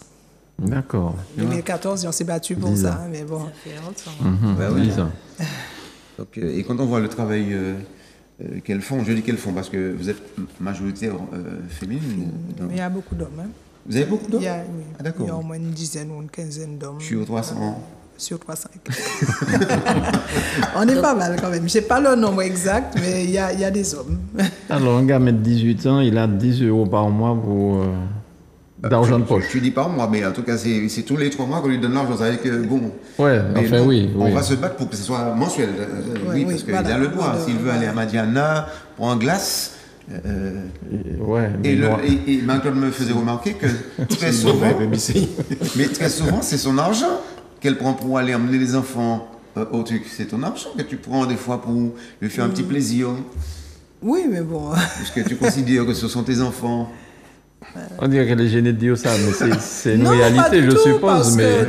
Alors moi, je le fais normalement. Moi, je ne donne pas 30 € par mois aux enfants, tous les 3 mois aux enfants quand même. Les enfants, par semaine, ils ont besoin de quelque chose. C'est des jeunes. Bien sûr. Acheter un petit bonbon, l'enfant de 10 ans a besoin d'acheter un petit bonbon et tout. Donc moi, je ne donne pas comme ça. Je donne aux enfants de l'argent régulièrement, quoi. Par semaine, je leur donne. Je ne vais pas regarder ce que la CTM me donne. Donc, je fais comme si c'était mes enfants, je donne. Bien. Alors, peut-on aborder la réalité des assistants familiaux? On en a parlé un petit peu. Peut-être qu'il y a d'autres points que tu voudrais soulever. A-t-on des solutions aux différents problèmes qui ont été évoqués? Oui, il y a des choses en cours. Il y a des choses... on est quand même mieux écouté par rapport à quelques années. On est reçu. Moi, quand j'accompagne les collègues quand elles rencontrent une difficulté, le directeur me reçoit, en tout cas, la responsable hiérarchique me reçoit avec la collègue et on arrive à trouver des solutions pour permettre à la collègue de continuer, soit en lui proposant des formations parce qu'il y a quelque chose qui n'a pas été bien comprise, mais on arrive à s'entendre parce qu'avant, comme Hugo disait, on licenciait. Alors avant, on nous licenciait et la loi ne permettait pas ça. Donc, on s'est battu pour qu'on puisse rester dans notre emploi et essayer de gérer parce qu'on n'avait pas de formation non plus. Donc, il faut vraiment que la formation revienne sur la table, la formation continue surtout. Et c'est très, très important pour nous parce que les agents de la CTM sont formés. Là, on a 2 collègues qui ont fait une demande pour partir à une formation en métropole pour le 14, je crois. Ils n'ont pas eu de réponse pour le moment. D'accord. C'est compliqué. Alors, nous avons rencontré une difficulté il n'y a pas longtemps. Je ne sais pas, Marie-Claude, peut-être que tu vas nous l'expliquer aujourd'hui, mais je sais que ça l'a choqué puisque les photos, je les ai envoyées moi-même au président Letchimy parce qu'on a un enfant qui a massacré la maison d'une dame, écrasé télé, écrasé tout ce qu'elle a. D'accord. Et quand j'ai envoyé les photos au cabinet, il me dit c'est quoi ça? Je lui dis mais. Donc la dame se dit je fais quoi? L'enfant écrasé les lunettes, puisque ce sont des femmes et des hommes qui reçoivent n'importe quel enfant, mais si l'enfant est perturbé dans sa tête, l'enfant peut péter un plomb dans la maison et casser tout. Qui remplace, qui répare, qui donne, qui fait quoi? Mais justement, sur ce problème-là, ce n'est pas encore réglé. Qui remplace, qui donne, comment ça se passe? Et ça prend beaucoup de temps. Par exemple, la collègue, elle a perdu ses lunettes, donc elle a réussi à avoir un remboursement, mais c'est extrêmement compliqué. Comme Christelle disait, on ne sait pas qui aller voir, comment faire, surtout quand on a ce genre de difficultés. Donc, on est obligé d'appeler un peu partout, on nous renvoie par là, et c'est très, très compliqué. Donc, et en plus, ce qu'il y a encore, c'est que la collègue, elle a subi ça, mais elle n'a pas de suivi par un psychologue. Hein. C'est-à-dire qu'elle se débrouille, quoi. C'est comme ça. Et après, il faut reprendre le travail avec d'autres enfants. Donc, psychologiquement, des fois, c'est très, très lourd pour nous. D'accord. C'est-à-dire, je voulais juste une précision, parce qu'en fait, la dernière fois que j'ai accompagné une collègue qui était dans un cas assez particulier, le directeur lui a proposé de voir la psychologue de la CTM et pas la psychologue de l'enfant. Donc peut-être qu'il y a des évolutions sensibles en fonction des cas, mais effectivement, je ne vois pas l'utilité que le parent voit le même psychologue que l'enfant, puisque c'est pas elle qui a besoin de suivi, et si elle a besoin de suivi, elle voit la psychologue de la CTM. Mais mais pour arriver là, ça a été extrêmement compliqué, hein, parce que ça fait des années qu'on demande. On a eu d'autres collègues qui se sont fait agresser aussi, qui n'ont pas eu de suivi. Donc c'est vraiment compliqué, mais je trouve quand même qu'il y a une écoute au niveau du directeur, ou enfin au niveau de on appelle la DPPEF, la Direction de la protection de l'enfance et de la famille. Il y a quand même une écoute. Donc, les collègues sont vus, les collègues sont écoutés. Quand les collègues sont en arrêt maladie, il y a une collègue là qui revient de 3-4 mois d'arrêt maladie, elle sera vue, alors qu'avant, ce n'était pas le cas. Elle reprenait son travail comme ça. Donc, on rentre vraiment là dans le système CTM où on doit vraiment nous intégrer. Mais il y a encore beaucoup à faire. Il y a encore de travail. Alors, qui peut faire du syndicalisme? Est-ce que c'est à la portée de tous?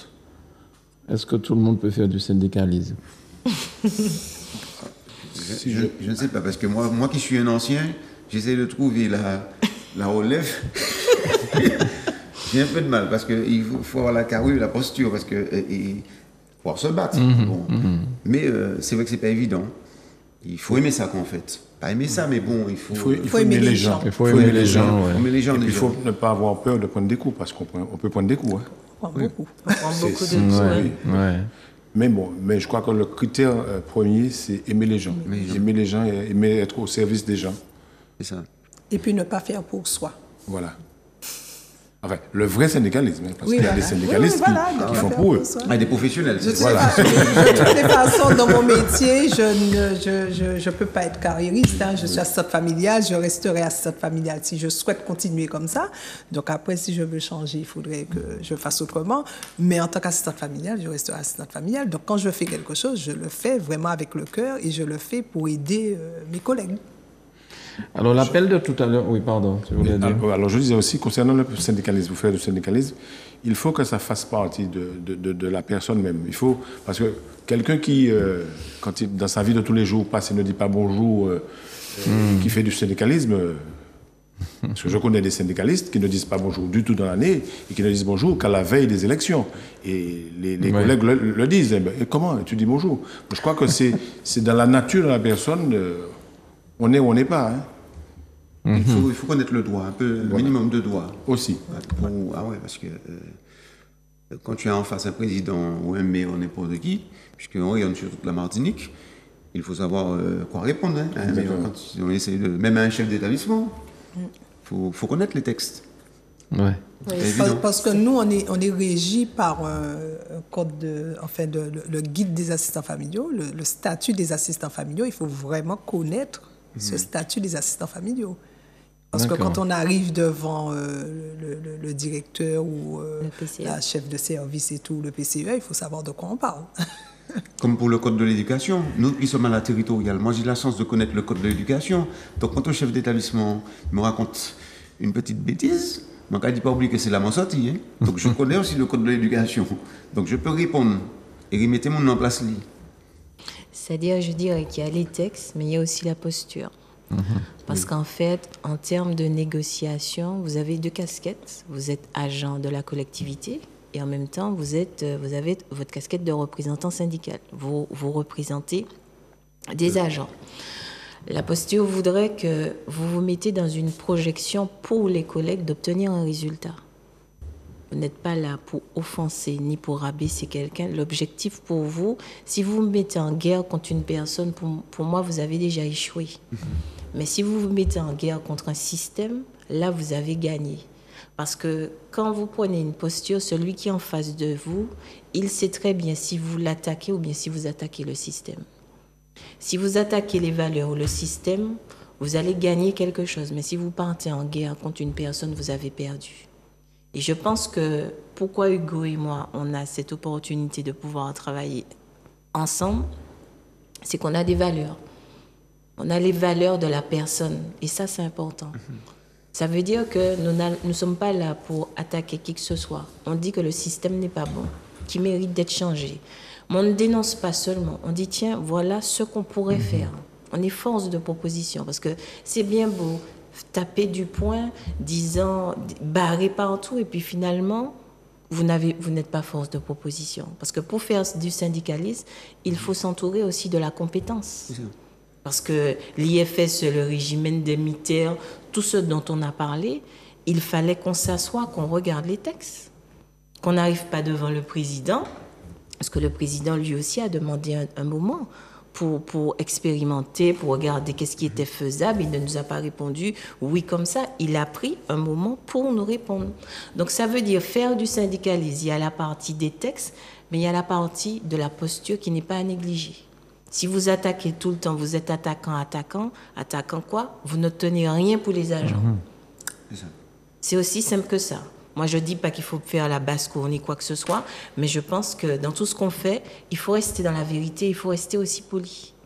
Et même si vous montez en voix, vous descendez en voix, il faut savoir que vous attaquez un système et pas une personne. Ben en fait, l'appel de tout à l'heure, ça m'interpelle quand même que une dame demande à son compagnon, son mari, d'appeler parce qu'elle a peur d'être reconnue, elle a peur qu'on prenne des sanctions contre elle parce qu'elle aurait posé une question sur un plateau de télévision. Est-ce qu'il y a ce sentiment de peur-là qui est réparti ainsi dans la CTM ou c'est un cas isolé? Ça m'a vraiment surpris la phrase « elle ne veut pas être reconnue, elle a peur des représailles ». C'est un peu ce qu'on vit tous les jours. Par exemple, quand je vais faire une réunion dans n'importe quel établissement scolaire, quand je demande aux agents alors comment ça se passe entre vous, il y a une qui a regardé l'autre et personne n'a qu'à parler. Et en fait, il faudrait que je puisse aller moi-même chercher le problème. Bon, et c'est ce que je fais d'ailleurs. Avant d'y aller, j'essaie de m'enseigner déjà pour savoir quel problème il y a, parce que personne ne parle. C'est vrai. Et une fois que je suis sorti sur le préau pour partir, Michel Mélène m'a pas les bords, Michel Mélène m'a téléphone, Michel Mélène, mon téléphone, moi. C'est ça en fait. Les gens ont peur de dire les choses. Non, c'est-à-dire, je pense aussi qu'il y a beaucoup de pudeur chez nos collègues. C'est-à-dire, le collègue ne va pas s'exposer comme ça, c'est-à-dire, il se sent en sécurité quand il est avec toi seul. Mais tu as des collègues aussi qui ne vont pas s'adresser à certains syndicats parce qu'ils savent très bien qu'on va les exposer. Parce que nous faisons attention à ça. Ne pas exposer nos collègues. Et même quand on cotise chez nous, la liste, elle est secrète. C'est ça. Et notamment, quand ils ont besoin d'un courrier, ils savent où nous trouver. Tu as besoin de faire un courrier, tu viens me voir ou bien tu viens voir Hugo, on fait le courrier pour toi, il n'y a pas de problème. Parce qu'en fait, on est dans une CTM, mais en fait, on a l'impression que tout le monde se connaît. Celui-là, c'est le beau-fils d'un tel. C'est la belle-fille d'un tel. Donc, tu ne sais pas à qui tu t'adresses. Donc, aujourd'hui, les gens, ils utilisent le discernement. Ils t'observent beaucoup avant de venir vers toi. Ils observent ce que tu dis, mais ils observent ce que tu fais. Ils n'ont pas tort. Parce que combien se sont laissés planter par des personnes en qui ils avaient confiance et qui se sont retrouvés dans des histoires. Le problème était comme ça, finalement, il est venu comme ça par rapport à un syndicat. Tu te dis non, que tu confies plus tes problèmes à qui que ce soit. Et c'est vrai qu'aujourd'hui, il faut redonner confiance aux agents par rapport au syndicalisme. Il faut moi aussi, je constate, parce qu'avant, je n'aurais jamais fait ça, de venir dans un syndicat, parce que bon, je savais qu'on pouvait être explosé. Aujourd'hui, j'ai la confiance de Christelle que quand on va avoir une situation pour un agent, ça reste confidentiel. Et je crois qu'avec le temps, les agents verront avec qui ils ont affaire. Oui. Mais ce qui se passe là au niveau du syndicalisme, je crois qu'en dehors de ça, c'est les gens, de manière générale, n'osent plus maintenant se dévoiler, dire des choses.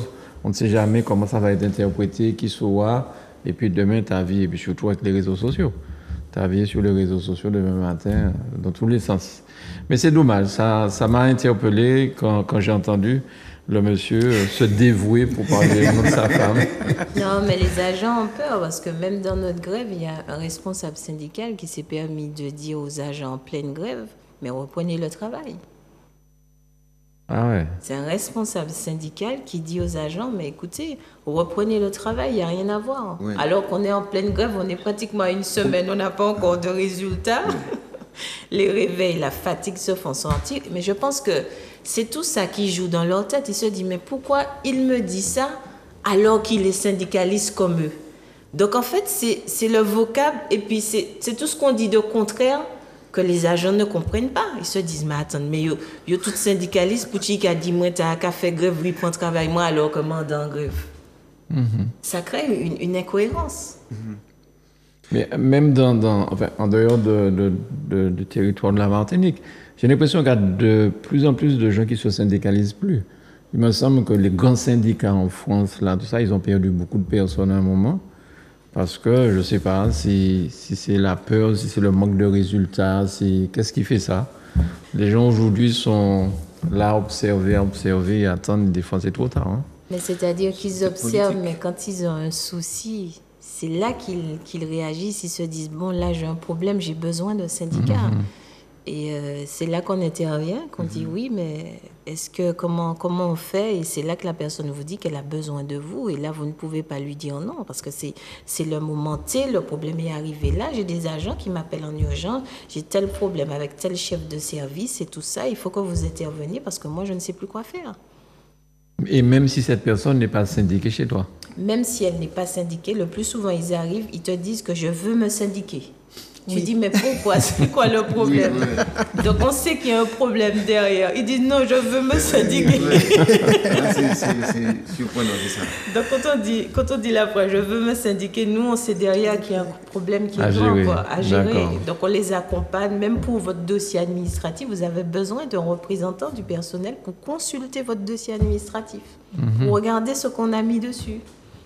Et puis sur le plan national, comme tu disais tout à l'heure, c'est peut-être politique, parce qu'on sait bien qu'on a des grandes centrales syndicales qui ont qui s'orientent vers un parti politique bien particulier. Bon, moi je suis apolitique.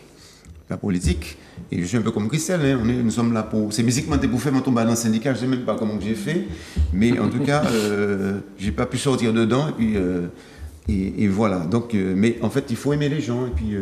tu es dans une institution, au niveau de la collectivité, tu es là pour aider les gens, et c'est tout. Bah, la politique, c'est pas de politique, moi, je fais politique. Je peux le faire, non, ça ne m'intéresse pas. D'ailleurs, c'est pour ça que j'ai jamais pris. C'est pas un scoop, mais on m'a jamais pris carte politique. J'ai toujours dit que je refuse, même si les gens pensent que je vote quelque part, je ne vais jamais m'inscrire dans un parti politique tout en m'en fait syndicat. C'est pour ne pas dire, moi, on sait que tu es dans tel parti. Non, je peux être sympathisant, mais je n'ai pas de carte. Ouais, voilà. Pour ceux qui se posent des questions, on n'a pas de carte. Qu'est-ce côté? Christelle non plus. Non, je n'ai pas. Le A de l'UNSA, c'est autonome et apolitique. Qu'est-ce qu'on pourrait... Pardon? Non, je n'ai pas de carte, mais je me dis que le syndicat n'est pas loin de la politique, mais simplement, il faut faire gaffe où on met les pieds, et puis surtout, qu'est-ce qu'on défend? Parce qu'effectivement, faire partie d'un parti politique, ça peut donner l'impression que vous pouvez que pencher d'un côté. Il faut être transparent dans tout ce qu'on fait. C'est-à-dire, c'est ça, pour nous, c'est une question de crédibilité. Quand vous faites du syndicalisme, vous devez être crédible par rapport à ce que vous dites, par rapport à ce que vous faites, quoi. Quand tu es représentant des personnels, tu es représentant des personnels. Tu n'es pas représentant d'une partie, d'une catégorie de personnel, pas d'une autre. Donc, tu ne peux être qu'à politique, ou peut être politique. Sinon, tu es vite, on va vite... et c'est ce qui arrive à certains de nos collègues. Hein. Ils sont catalogués, hein, on le sait. On a des syndicats là-bas en dedans. On sait très bien de quel côté ils sont. Hein.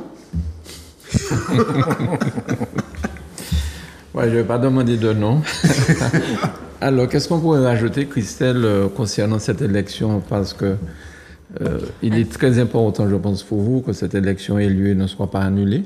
Parce que j'ai bien compris, déjà. Et puis, les gens qui auront à voter, qu'est-ce que vous leur proposez là? De proposer déjà qu'en fait, que nous essayons déjà de construire une génération, parce qu'on a Philibert aujourd'hui, mais l'objectif, c'est qu'on ne va pas attendre d'être totalement vieux pour encore qu'il y ait d'autres syndicalistes. Le syndicalisme, c'est quelque chose de très porteur, de très formateur. Il faut des personnes qui s'impliquent dans le syndicalisme parce qu'on en a besoin. Hugo, là, doit partir en retraite, mais c'est compliqué pour lui parce qu'on ne trouve pas de personnes pour le remplacer.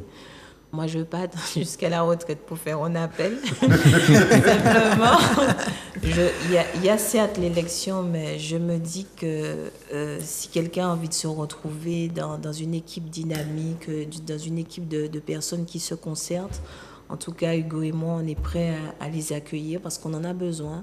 On a besoin de ces personnes un peu déterminées. Et puis, je me dis qu'on n'est pas né syndicaliste. On peut le devenir. Parce que pourquoi je ne pensais pas faire du syndicalisme? Voici qu'aujourd'hui, j'en fais. Depuis que je suis entrée justement au Conseil général jusqu'à maintenant, j'ai plaisir à le faire. Je prends aussi beaucoup de coups inutiles et parfois injustement, mais je continue le syndicalisme parce que ça me fait toujours du bien dans le miroir quand je me regarde et de me dire que j'ai changé la vie de quelqu'un, que la vie de quelqu'un s'est améliorée parce que mon syndicat existe, parce que j'ai pris la décision de prendre peut-être quelques coups, mais au moins on fait avancer les choses. Et pour faire avancer les choses, collègues, on a besoin de vous. On a besoin de votre participation à ces élections 2023. Pour nous, ces élections ne doivent pas faire l'objet d'une annulation parce que vous se serez mobilisés massivement. C'est ça, une mobilisation massive. Vous n'êtes pas tous agrévés, on est d'accord. Les États généraux ont été là pour que vous puissiez parler. Mais un simple geste, allez voter. Nous, ce que nous souhaitons, c'est qu'il y ait une représentation équilibrée des syndicats. Mais si vous pensez que vous avez envie de nous porter, portez l'UNSA et CGTM FSM, CTM. Oui, alors, pour rebondir sur ce que tu disais, j'ai bon espoir quand même, puisque j'ai une petite, je profite de ton antenne pour la saluer, Farid René Corail, qui travaille avec nous, et qui est une jeune contractuelle, donc elle est dévouée, elle est courageuse, parce que souvent les contractuels ont plutôt peur de se lancer. Donc elle va être sur la liste des contractuels, pour défendre avec toi, Marie-Claude, et donc elle est avec nous, donc je la salue. Mais en tout cas, je dis à toutes celles et ceux qui nous regardent de voter pour notre liste CGTM, FSM et UNSA pour que nous puissions vraiment faire les choses avancer. Et comme je l'ai dit au début, une fois que nous serions élus, nous serons des représentants des personnels et pas des syndicats, les représentants des personnels et de l'ensemble des personnels, syndiqués ou pas syndiqués. Exact. Voilà. Et ça, c'est important. Oui, Marie-Claude. Alors, nous, ce que je pourrais dire, c'est que nous votes, c'était ce soir, dernier délai, le cachet de la poste faisant foi. Je remercie beaucoup les collègues qui nous font confiance, parce qu'ils étaient très dynamiques. Et même au niveau de la carte syndicale, elles me demandaient, mais il faut qu'on paye. Vraiment, les assistantes familiales, elles sont formidables et elles ont, comment dire, Cette niaque. oui, voilà, elles ont cette niaque. Elles sont déterminées. Elles sont déterminées et je les remercie de me faire confiance parce que vraiment, je fais les choses avec amour. Et comme Christelle disait, quand elle voit la vie d'une collègue changer, moi j'en vois tout le temps et ça me fait plaisir. Pour toi, c'est la vie des collègues qui change, mais aussi les gamins dont tu t'occupes qui... Oui, les gamins grandissent aussi. et Oui, qui grandissent et qui, ouais. C'est une sacrée responsabilité d'en faire des hommes et des femmes pour... Voilà. Ouais. Voilà. Mais j'ai pas bien compris. Donc pour toi, on a déjà voté. Ce soir, c'était le dernier moment. Oui, nous, on avait un vote par correspondance parce qu'on travaille chez nous, donc on ne vote pas sur place. On ne peut pas se déplacer. Et donc, le vote, c'était aujourd'hui, dernier délai. Et les collègues, elles ont bataillé. C'était super. Alors, Philibert. Mais pour moi, je dis que cette élection, je suis très optimiste. Pour être allé sur le terrain, on a vu des gens, Christelle a vu des gens, enfin chacun d'entre nous. Et je suis très optimiste. C'est vrai qu'on n'aura peut-être pas la majorité, mais ça sera déterminant par rapport à ce que nous ferons dans les années à venir pour que les votes futurs soient soit mieux. Mais je crois que les collègues ont compris qu'il faut se déplacer en masse pour aller voter. Bien entendu, je ne serais pas hypocrite de dire, votez, faites le bon choix. CGTM FSM, UNSA. Et la durée du mandat est de combien? C'est comme la CTM, c'est ça? 4 ans en principe. Et je voulais aussi rassurer tous ceux et celles qu'on a vus sur le terrain, parce qu'en dehors du protocole, on a quand même trouvé des situations qui étaient spécifiques. Donc sachez qu'on va écrire pour que vous puissiez avoir une réponse. Donc s'il vous plaît, recontactez-nous ou faites tout pour entrer en contact avec nous. En tout cas, tous ceux et celles qui étaient sur le terrain et qui ont pris des notes, sachez que des écrits seront faits afin que vous puissiez notamment avoir des réponses. D'accord. Ben, quoi vous dire, sinon bonne chance. Bonne chance. Merci. Et puis, vous revenez à l'antenne pour nous parler des résultats quand vous allez les connaître. Et puis, sur les avancées aussi de ce que vous faites. Hein, ça nous intéresse. Ce sont des Martiniquaises, des Martiniquais pour qui vous vous battez. Ben, faites-le savoir. Faites-le savoir. Merci. On a trop souvent l'impression d'être entouré de politiciens ou de syndicalistes qui ne pensent qu'à eux. Et il y a des gens comme vous, dévoués, qui font avancer la cause commune. C'est bien. Ok, merci.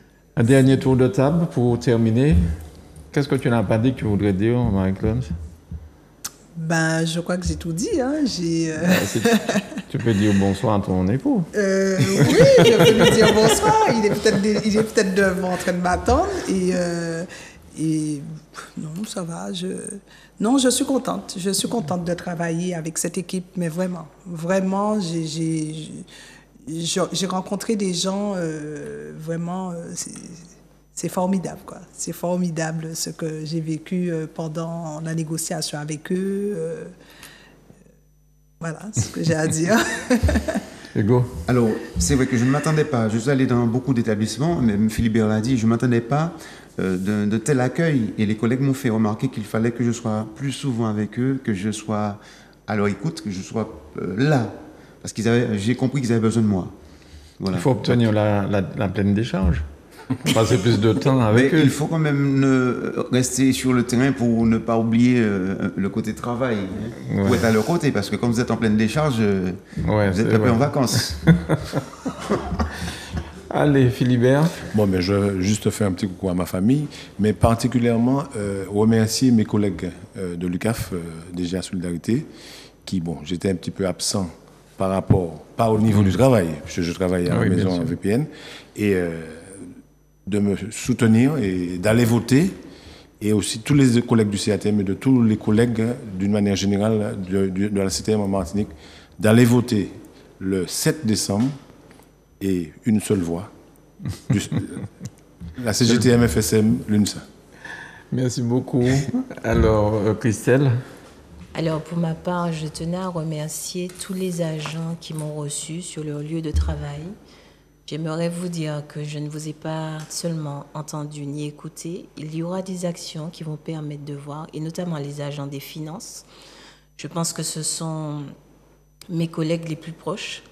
Donc, en fait, je ne vous ai pas du tout oublié dans cette campagne. Je sais arrêter la campagne et régler aussi des problèmes. Ça, je l'ai fait par 2 fois dans la campagne. Donc, vous allez savoir la suite. Et puis, j'aimerais dire aux agents qu'il faut voter. Voter, c'est important. Après, vous avez sûrement un syndicat de votre choix.